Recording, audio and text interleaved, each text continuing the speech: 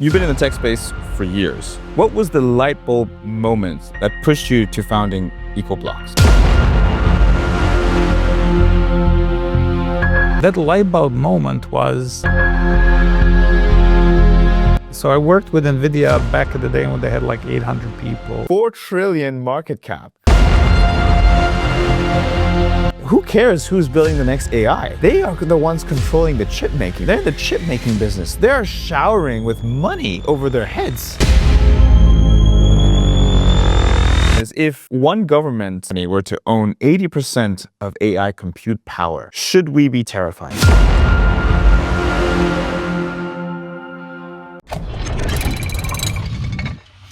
Web3 TV.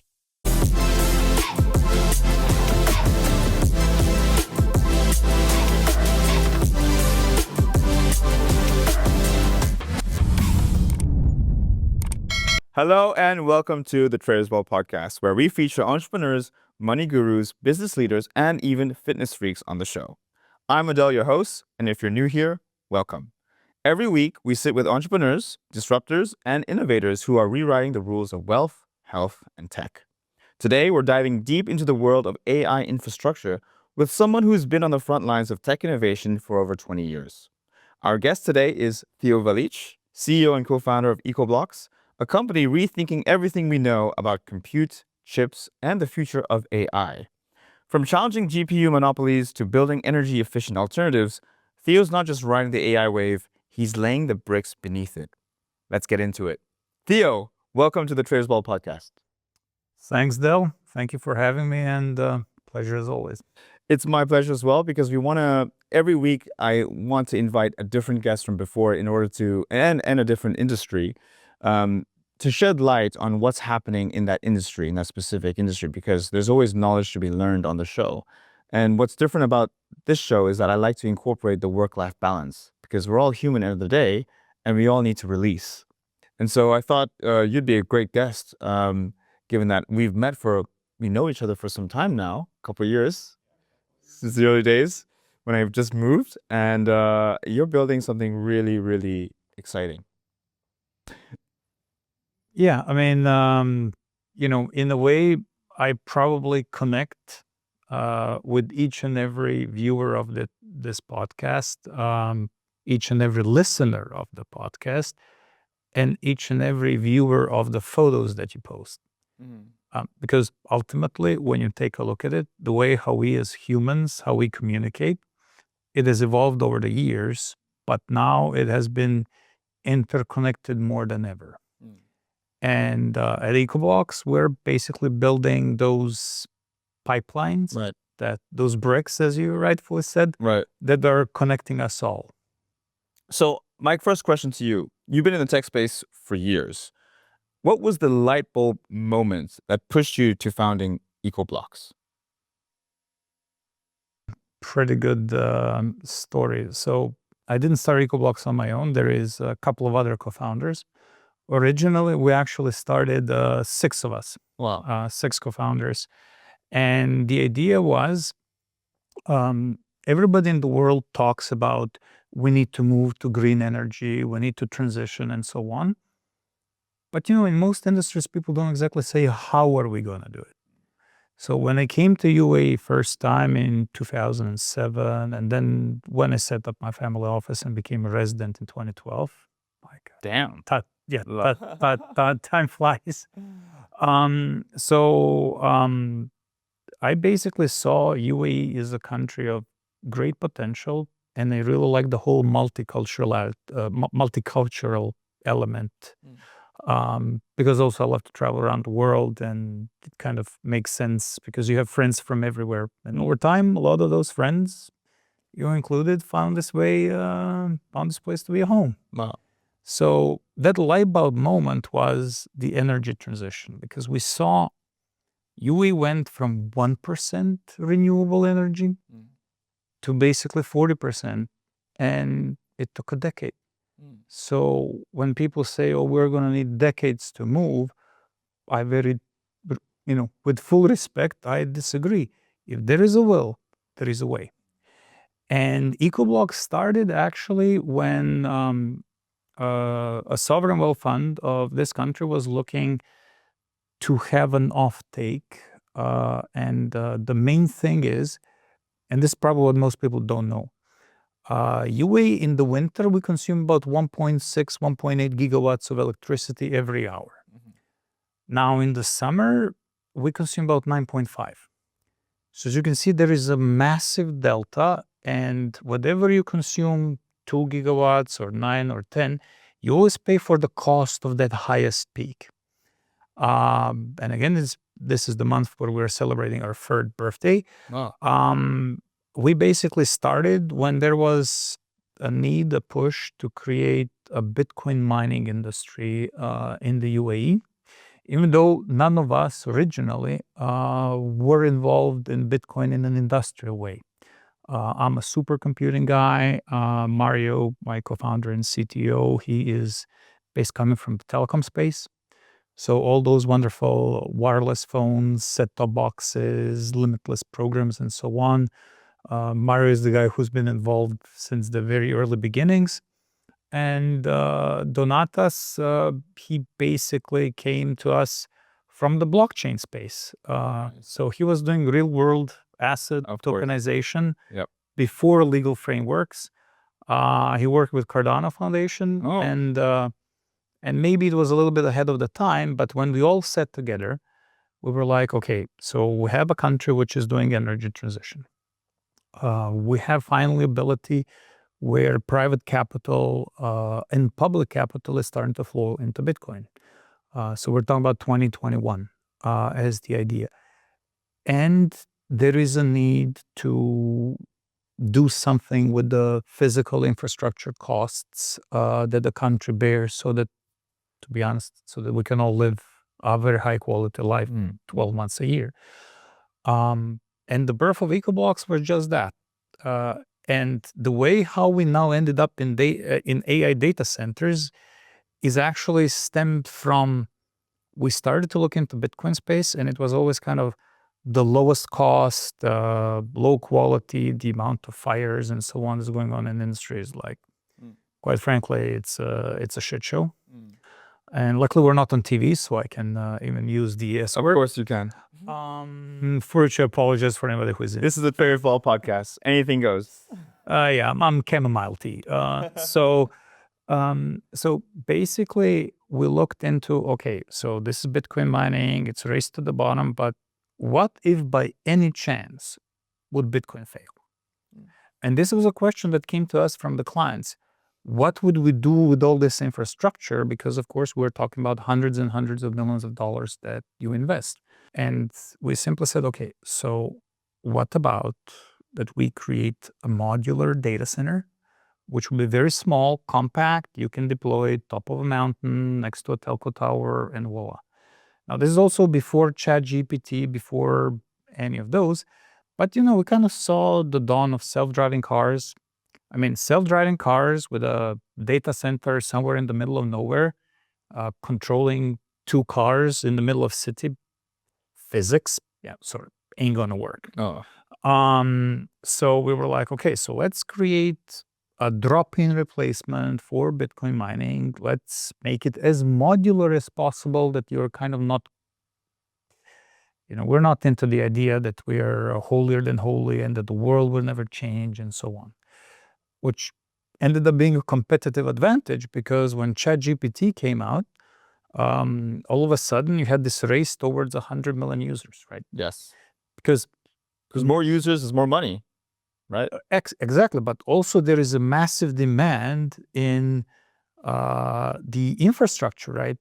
Today, Wi-Fi doesn't work, it's a riot. Complete chaos. WhatsApp is down. Gmail is down. If it's down for an hour, oh my God, what's going on? It goes to show how dependent we are on these applications. Absolutely, because look, we as humans, we are, I would say, creatures of comfort. Yes. So, when you have a tiny car and you go to a bigger car and to a bigger car, you don't want to go to that tiny car. Or if you want, it's your second car. It's like, I remember when I was a student driving like a smart car. Well, we ain't going to exchange even your Tesla or something like that for that. You might add to it.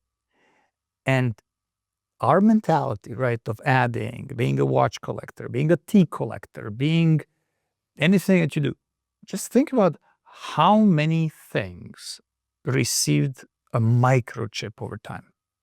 I have a smart ring. There is a smartwatch. There is smart collars. There is the microphone. We're basically continuously surrounded with electronics. Mm-hmm. And it didn't came there like in the movies, here is the big, huge electronic overlord and you now have to use me. No. Do people need to use cloud? Yes and no. It's convenient, I right? would say you might want to if you want to keep your data safe, or actually better to keep it offline, to be honest. But yeah, I get your point. It's if no one forced you to use these electronics. But look, at the same time, all these technologies, I mean, you used to use a piece of paper and now you have this wonderful iPad. And what happens? You wake up, you have a brainstorming moment, and now you can capture something. You can capture your idea. We have social media, right? All this requires infrastructure. Yes. So where EcoBlox came about is when we came into the industry, we just saw, okay, ChatGPT, 100 million users. How much it took YouTube to 100 million? 200 million? 200 million users. If you think YouTube, when it started, 03, realistically, it was years before they got to 100 million users. You see, back then, we weren't even talking about AI infrastructure. We were talking about servers. We were saying, if you want more data, you need more servers. Servers was the buzzword. When I was in school, we were learning big data. It was servers. If you want to expand, you buy more servers. Nobody said AI infrastructures. Well, AI is Basically technically that. it's a buzzword, like blockchain was a buzzword. Yeah. Like we have a lot of hype cycles, right? But then the best part is people ask me, when will AI hype cycle die? The answer to that is very simple. When everybody uses AI, nobody will be talking about AI anymore. People are like doing all these crazy stories about, 5G is this and that. It's like, yep. Do you like to watch videos on YouTube when you're traveling? Yeah. But at the same time, you want your emails, you want posts, and you want to go and you want to record everything. Yeah, that's 5G for you. Oh, by the way, 6G is coming and it's like 10 times faster. What are you going to do then? Oh, you're going to start live streaming, and all of a sudden, we have the essence of humanity, right? We started in caves, right? Talking around fire. And this is how information was shared. Then we had people that were going from one encampment to another, and they were saying news, what goes on in a different place. Then Gutenberg invented the printing press, right? And all of a sudden, all those scholars and so on, they were transcribing books. Oh, now everybody can have a book. Then the printing press, right, with Gutenberg. Then printing presses started to multiply. Then radio came out, right? Then TV came out. And if you think about it, the history of our world is this decentralization that folks in a certain industry cannot stop talking or blabbing about. Because now you can be your own TV station. You can be your own radio. You can be your own newspapers. You can be your own publisher, right? And then for all the negativity that people talk about social media, they forgot one tiny, not so irrelevant thing. That is how many jobs were created with social media. And by the way, let's say you and I have kids today. Let's say our son or daughter is born 2026. Wow. Right? 35% of the jobs that they might do not exist today. Yes, that's true, because of all the automation and technological innovation that we've had over the decades. Yeah, and all of this requires infrastructure, right? I mean, you have a great idea, you need to come to the market. 10 years ago, 20 years ago, could you? No, because you're right, like in schools, there were like servers, but how can we afford a server? And then virtualization came out and you can splice the server in 7, 8, 10, 20 parts. And then all of a sudden, okay, I can start with a fraction of a fraction of a fraction of a server. Yes, folks, you can tokenize the servers and so on. And there are people doing it, right? We talk about serverless cloud, which is basically we truncate one server into bazillion pieces. And then when the need for that application, you start to have 10 users, right? When you started, how many people you had following you? Yeah, around 10. So, and then 10 became 100. Now that's 10x, right? Then that 100 became 1,000. Yeah. That's another 10x. Yes. Right? You're now at 100,000 compared to 10. How many orders of magnitude did you grow? Yeah. And there is an infrastructure that actually follows you, and not just you. You want to create something in this world, there is nobody telling you that you cannot. Okay, but here's the next question, because you said create, right? So now we're talking about creating. But to create, you need to raise capital. Between raising now we're talking about AI chips here. Between raising capital and building AI chips or AI infrastructures, which one is actually more challenging and brutal, would you say? That's actually that's a pretty good question. So so at EcoBlox, we tried to raise capital twice. Okay. We failed twice. Okay. Because every time that we went to raise capital, we had the downturn, right? So we came into the Bitcoin mining industry. We designed several massive farms.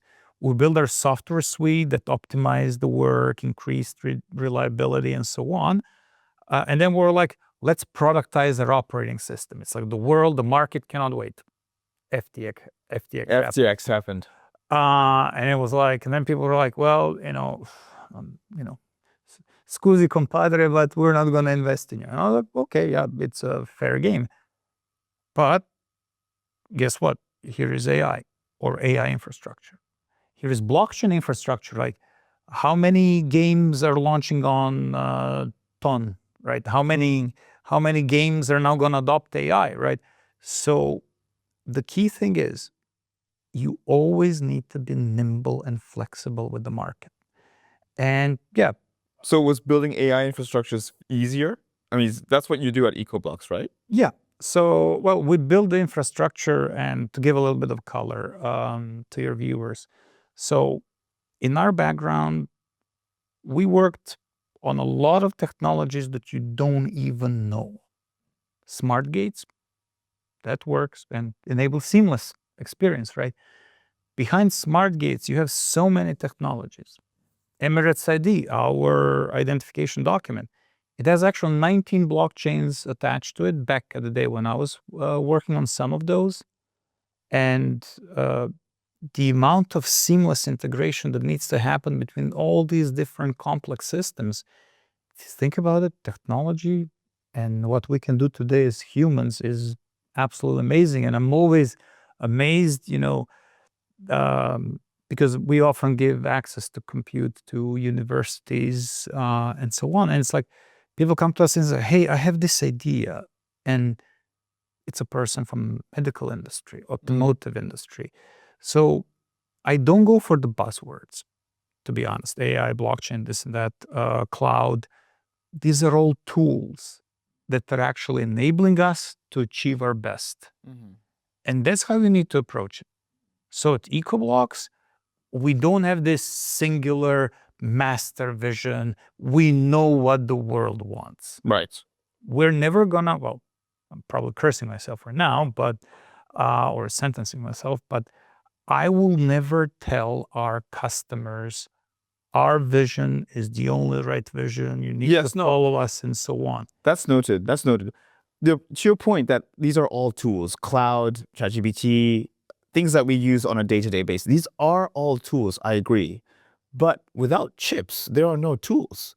And this is the next concern I have. I mean, let's take a look for context. Nvidia, I think, recently crossed, it's in the trillions, their market cap, because Nvidia, okay, 4 trillion, if you want to confirm. This is not going to age well, but okay, 4 trillion right now. Trillion. So anybody watching, when it goes 10, we recorded this in 2025. Yes.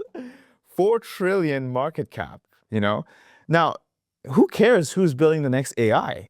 They are the ones controlling the chip making. They're in the chip making business. They're showering with money over their heads. Would you not agree?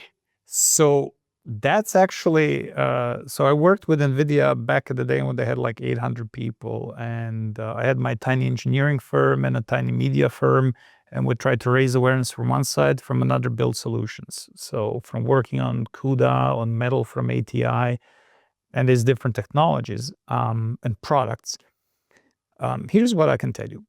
The biggest logical fallacy that I have ever seen, because I come from the investment space, was when I would be talking to private equity companies, when I would be talking to venture capitalists, and they were saying, we do not invest in hardware because it's commoditized.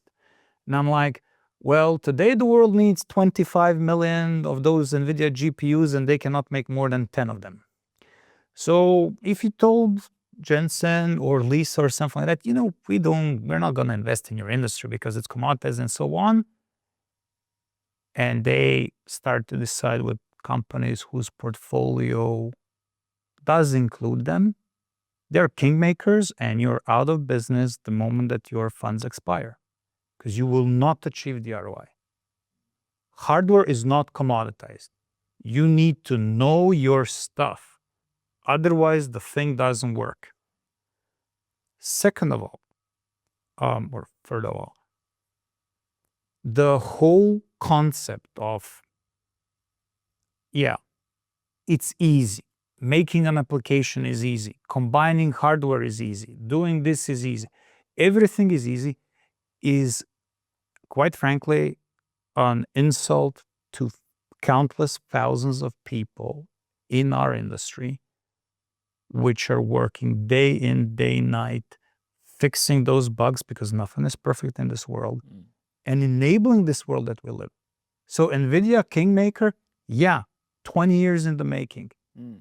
And there is one singular decision that made Nvidia the way how they are today. And that happened in 2004.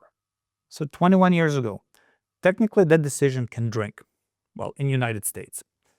And it makes AMD, it makes it a dwarf.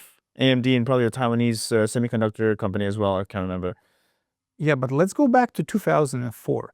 Nvidia made a decision that CUDA is going to run on all the hardware.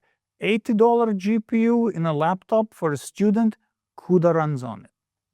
They could have made what IBM and all these other titans of past said, no, if you want to develop software, whatever, you need to buy this package and that package and this server, right? If you don't have this server, I'm sorry, you cannot develop, right?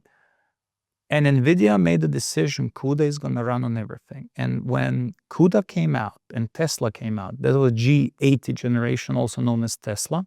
And I'm from Croatia, so there is a long story about Nvidia Tesla architecture and so on. But the most important part was they made it available for everybody.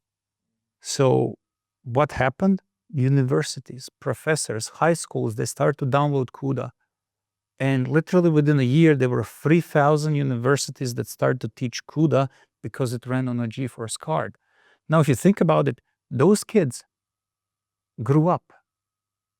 They grew up, they went through college or not, they launched all these startups, and everything comes from that decision. And now that leads me to AMD. AMD and Nvidia, if you would take a look at their market cap, the revenue and everything, when I moved to Silicon Valley, Intel was the king. Their market cap was $150 billion. There was no trillion-dollar companies on the horizon, and there won't be for 20 years, right? Intel was the king, and AMD, you're a joke. Nvidia, you're a gaming company, blah, blah, blah. Why you guys didn't bother? That was what the enterprise was saying. Why do you guys even bother? And I remember a chief analyst for Goldman Sachs saying, why is Nvidia going into cars? Well, guess what? Tesla and BYD, they took a bet on that. Who is the world's most valuable car company? Who is the second? Who is shipping millions of cars, all powered by Nvidia, right? So we humans, we have kind of like the audacity of saying, well, it's probably our ego, but I know the best. We don't make. And AMD, I work with AMD very closely, and 2002-3, they managed to challenge Intel for the first time really big, and they took like 40% of the server market. And then they had some ego issues as well, and Intel came and they whacked them, right? But today, AMD's market cap is 3 times bigger than Intel. You tell that to somebody 10 years ago, 15 years ago, when I was in Silicon Valley, yeah, AMD is going to be worth 3 times more than Intel. You would be put in a straitjacket.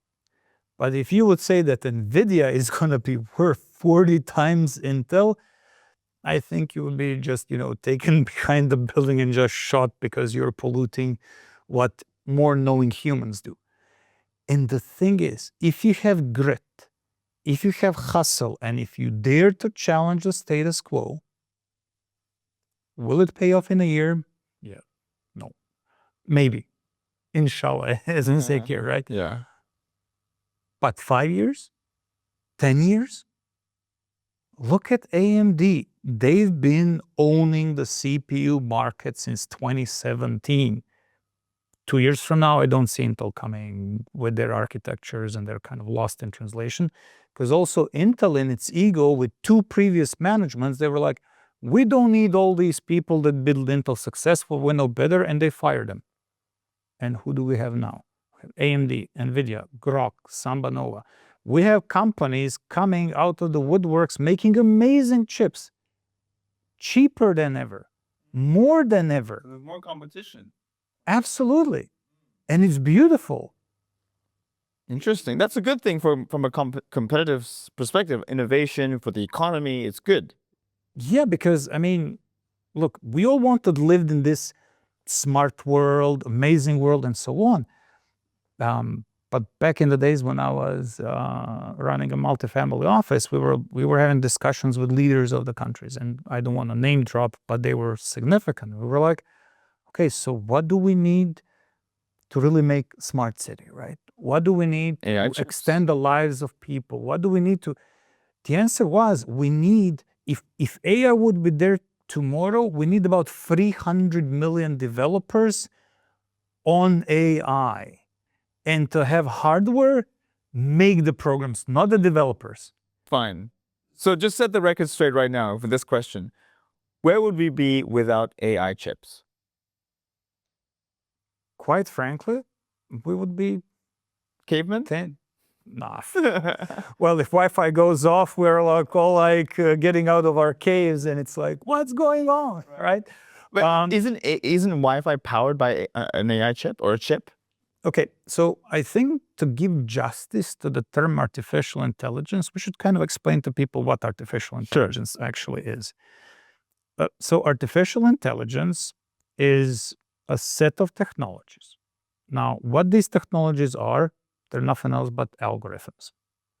So you take a mathematical formula, you take data, then you take multiple data, you compare it, and you output. And what happens with AI is AI actually remembers the output. While back at the day, it was like, we call it FIFO, first in, first out. FIFO.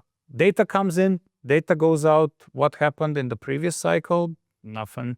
And CPUs are like 3 billion cycles, right? Even our phones are like 2 billion cycles. Like times, 8 cores. So like in a second, there is like 8 billion cycles, 16 billion cycles. Right. And AI is actually algorithms that say, data here, this is the result. You know what? Let me put that data somewhere, and then you have some other user or some other application come, hey, I need this. It's like, no, I'm not going to compute this. I have the result here. Here is the result. Yes, no, yes, oh, okay. Remember, this is a very important information because 2 people, 2 million people, 100 million people. Okay, this is, the bee's knees, right? This piece of data, we need to keep it. Of course. So this is basically AI. AI is a memory tool. So, and I know I'm just made a lot of AI researchers pissed off, and there's no, my algorithm is holier than holy. But realistically, AI is the memory tool that we needed. Yeah. And ChatGPT, DeepSeek, Bard, Gemini. Yeah, Bard. These are amazing, but now most people use AI for what? Copilot for Microsoft Office suite. Okay, and now every student that watches it's like, this old guy has no idea. It's like, I use ChatGPT to do this. I use VO3 for the videos, and I'm going to use Google for this, and Gemini. So I mean, it's really funny where we are, because we think that with all these different AI tools that there will be, again, only one which is going to rule the world. No, of course not. We're going to have the best video, the best fixing the schoolwork. Then I hope no analysts are watching. The best AI tools for trading. And here's the thing. If you think about it, your parents, they want to make an investment decision, they would go to investment analyzer. Now they can use AI tools. Exactly. These guys have been using for decades. So coming back to my question, where would we be without chips? I'll rephrase, chips. Yeah, the hardware point. Yes. Where would we be? I think cancer will be beaten in 5 to 10 years based on the research and the people that we talk to. Really? And without AI chips, we would not be there. The better car safety that we have there today, without AI chips, it would not be here. When you think about business tools, we now have blockchain-based smart contracts, legal contracts, laws are now being written. Without AI chips, we wouldn't remember the precedents. And chips in general, we wouldn't even have technology like hardware then. Yeah, every hardware has a chip. Yeah, Every single hardware has a chip. Wi-Fi has a chip. Wi-Fi, if you think about it, we need a radio chip. Then we need an analog to digital chip. Then we need the processing chip. Then we need the video chip or the sound chip, right? So, it's not one, it's like multiple. But for instance, when you ask where will we be without AI chips, Nvidia has been using AI to make their own chips for the past 3 years. There is an it's called EDA 362 from, you basically have two major companies in that field, and they use AI algorithms, machine learning. So all the knowledge from the previous processes, the future processes, you combine them and you make a better product. So where will we be? We will be, counter question. Do you remember your life 5 years ago? Do you remember your life 10 years ago? My phone remembers. I'll just look through my album.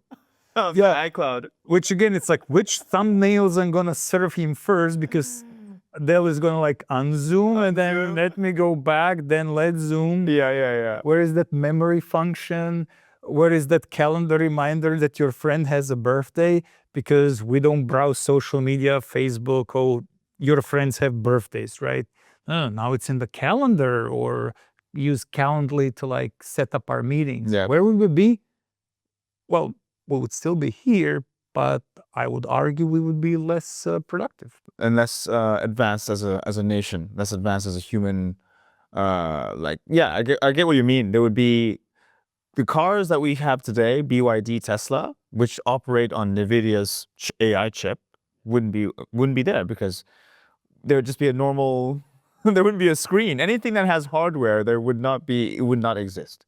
Yeah, I mean, think about it. Like when our parents were buying cars, you would have like one display, or even if there was a display, and it would be like, we are like car industry. We replace cars. We refresh them every 3 years. We make a new generation every 10 years.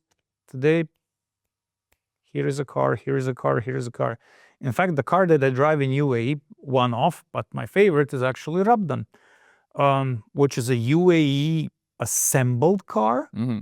It comes with a Chinese skateboard, right? It has a lot of AI gadgets and gizmos, 700 horsepower. But realistically, where could you be an entrepreneur and build a car? Now here is a supercomputer calculated. This is the skateboard. So batteries at the bottom, 2 engines, you put the petrol engine in or no, range extender, yes, no. And you have a vehicle, right? And the amount of components, it grew up, sensors grew up, but also reliability. It's like, I had a Ferrari from like 1990s, and I can tell you that car was amazing when the gearbox gearbox oil heats up. Right. Otherwise, one wrong gear, and when I say one wrong gear, first into second, and the second part would kind of like go off, and that's like $15,000 damage. Damn. Today, Ferrari's engines, the way how they tuned the aluminum, the titanium that goes, their reliability is now that you can daily that car. And we live here in UA, what, you want a new Ferrari, it's like $3,000-4,000 a month, no problem. And they even now sell like limitless warranty, like every 5 years you buy a warranty package and that's it. Wonderful. So people ask me, what did AI do? That. Material simulation. Education, productivity, all these things are the result of, advancement from AI. I agree 100%. This leads me to my next question, because now we've now just right now emphasized how important chips and AI chips are in hardware. So then my next question is, if one government, one country, or one big tech company were to own 80% of AI compute power, should we be terrified? Well, that's kind of like a question, because we always have these periods of mini monopolies, right? Do you remember stories when we were saying that Facebook is going to rule the world because, oh my God, they bought WhatsApp, they bought Instagram, and now they have like 3 billion people. Well, WeChat and WeChat Pay, they didn't went away. They have 2 billion users, right? That's a good point. Grab, here in UAE, we have Kareem, right? We have all these super apps. Do you remember when Telegram was a chat app? Now a game comes out, oh, we have 80 million users. It's like, mate, I come from game development industry, and I was 15, 16 years old, like doing summer internships actually in UK, right? Making F1 simulation games. We couldn't dream like 1 million users. Oh my God, we get like the golden disc, right? It's like 3 million, we're the OGs, we're legends, I can retire or something like that. I'm of course joking a little bit. Today, game comes out on Tron, it's cool, 80 million users. How many new jobs were created by technology? And this is when you say 80%, it's like who? Oh, ChatGPT came out, it rules the world, oh my God, the world is empty. But let's say China. Here is DeepSeek, right? Here is Claude from France, right? And by the way, here in UAE, we have JICE, right? Okay, Mistral again from France. Again, where was Mistral 10 years ago? It didn't exist. Look at how many things are coming to the market. So when you ask me, oh, is there a chance that the government can, there's not a chance. But the thing, here's what I would say. I'd be terrified, because say the same with the case of oil. Oil is a depleting resource, and say if 80% of one country owned 80% of oil, you're owning electricity, essentially, and you own 80% of electricity. If you shut electricity down, maybe you could go 1 day without electricity. Try going 1 week without electricity. Yeah, but can you imagine? Well, I could, because here's the thing: physics, chemistry, math. Quite frankly, they don't give a shit about us humans. Because, I'm going to control it first of all. Guess what? That electron in Portugal, either through phone or through any medium or laptop or any other device, or wires themselves, somehow finds its way here, and now it's going to be on the way to Africa, and it also moves mediums, right? So if we really want to talk about controlling the world, let's allocate 18% of Algeria to put solar panels. And we can feed the whole world with electricity. That's it. They could do that. You don't need to generate electricity anywhere in the world. You allocate this much, this is this amount of terawatts, presto, Bob's your uncle, right? Why haven't they done this? Because there is a thing called physics. In order for this electricity to kind of become this, go over huge distances, it needs to be high voltage, right? Solar is kind of, give or take, low voltage. So, but if there will be will, I'm quite certain we would find a way. Okay, you're optimistic. That's good. I mean, look, UAE, I talk to people in UAE about solar panels, and they're like, yeah, we have this Mohammed bin Rashid solar park, 9 gigawatts being built, amazing, 5, this and that. Then you say, well, there's like 2 gigawatts in Sweihan, and there is like 2 gigawatts being 25 in south of Abu Dhabi. And they said, no, it's like, dude, it's on Google. So chances of any country dominating, or maybe apps for a while, yeah, but the moment that something like that starts to happen, what do you get? You get all of us that want to challenge the leader, right? Red Bull was dominating in Formula One, right? Mercedes was dominating in Formula One, and people were only we want to tear them down. It's like, why? Those 1,000 people made a better job than 9,000 other people in that industry, right? Okay. So to sum it up, you're optimistic that even if there were to be a case 80% owned, we would find a way. Of course we're going to find a way. Okay. Maybe in the UAE school we have some kid finding a tiny team to build the world model, which is going to be the living daylights out of what we have today in the market. And do you know why? Because that person or that tiny team will probably be inspired with what they see today. Well said. We always look into tomorrow. I appreciate that. That's very good. That leads me to my final question. And we spoke earlier, I want to get into the other side of you. And I'm going to dive right into it because in the interest of time, I will also want to get the viewers to hear this early on. We spoke earlier, and I'm going to ask it straight up. When I met you first time, you looked different. Yep. You did look different. I was approximately 20-something kilos more. More, right? Yep. It's amazing seeing you in 2025 compared to 2022, where I met you. 3 years, you've shedded and you've become so lean. What's the story behind that? Okay, so I'm going to share something personal right now. So basically what happened to me back in 22, so we started to scale EcoBlox, things started to do good. But also I discovered something in my body, which turned out to be a malignant tumor. You had a tumor? Yeah. So I had it removed. I went to the US, got a second opinion. First opinion was, and here I have to thank people at Emirates Hospital Jumeirah, where I was treated by my urologist and my oncologist. And basically what happened, surgery went well, chemo went well, and then I was actually going through some certain medication which caused a lot of water retention. So I wasn't fat, but I was carrying about 12 kilos. If you think about it, that's more than 10% of my weight then. In water. In water. And I couldn't shed it. It was just like generating. And I tried, okay, here is paddle, here is tennis, here is exercise, but it was just like you carry that with you. So I talked to my medical team and I said, look, I'm going to go cold turkey because I'm not going to cure one thing and die from another, right? I mean, so I went cold turkey, and here, one of the things that we do at EcoBlox is we play paddle a lot. Yes. And paddle helps you to lose a lot of weight. So paddle just to summarize. And swimming. So Theo, you were a cancer victim.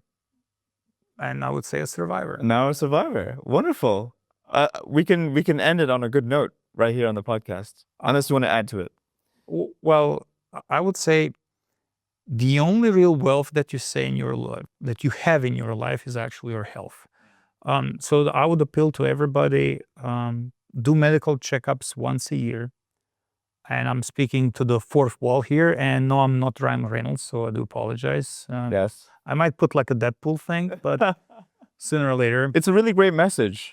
But look, check your health at least once a year. And if you see anything going, we have the Sun Strong, we do sports, check to see whether there is anything going on. And if there is anything going on, check. Wonderful. That's a great message.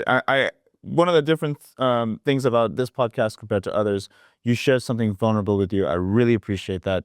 You were you were diagnosed with a cancer, and now you are a survivor of cancer. I want to thank you for your time. you are still, perceiving, you're still going, you're still determined. You haven't thrown in the towel, and I think many people can learn from you. Thank you. And that's actually what made EcoBlox strong. Because 5 days after my surgery, I negotiated an $8.6 million deal. Oh, wow. And I was in the chair 5 hours, and I was like, I just hope these bitches are going to blow. Nothing new. Wonderful. But I have an amazing team, and I will say, if you really want to build a business that lasts, always think of what would happen with that team if you were not there. Well said. And that teaches you how to empower people. Wow. And I'm so grateful for everybody in my company that carried me through the treatment and everything. And I'm also very grateful to people in the industry who then opened up and said, well, I also had cancer. And you would say, well, you're running, a $1 trillion company and or $100 billion company and so on. And the most important thing is, and I can say this after surviving this, is the best advice that my doctor gave me was to treat any critical condition as a flu. Mm-hmm. Oh. It's there. Don't allow it to change your life. And always push through. And I cannot believe where today is EcoBlox with thousands of GPUs deployed and enabling this world of tomorrow. And yet at the same time, I know that I can also take care of my health. Wonderful. So, and the team as well. Thank you. Thank you, Theo. What a wonderful message that was. And I think you've touched many people, touched many lives who may be having cancer right now, or one day, hopefully not, have cancer and know how to deal with it. As you said, deal with it like it's a flu. Continue. Of course, take precautions, but don't let it eat you and consume you, because your thoughts are also actions, and it can consume you. Flu used to kill people, right? Pneumonia used to kill people. Today we're like, oh my God, I have flu. I ache, but this. So I hope that the infrastructure that we are building, and I don't mean we as EcoBlox, I mean we as the industry, yes, will enable the medical industry to get all those cases and everything that had happened and learn from it, right? That we pass on the knowledge faster, that we improve the medicine that we all take sooner or later. Okay. And gets us ultimately to be better. Awesome. Theo, I want to thank you for your time. Thank you for this being on the Traders Brawl podcast. And I really appreciate your insights today. Pleasure. Thank you, guys. All right. And that is a wrap. Thank you so much for watching. I really enjoyed this. This one was a different one. We had Theo actually talk about not only his business side, but a vulnerable side of his. And I think there's a lot of insights there for everyone here to watch. We are all human. Don't believe that you won't get cancer one day. Touch wood, you won't, but you never know. Always check your health, because that is what is the most important thing in life. Thank you again for watching. We'll leave all the links in the description so you can check out Theo's profile. Thank you again. I'm Adel, the host, and I'll see you next time. Cheers!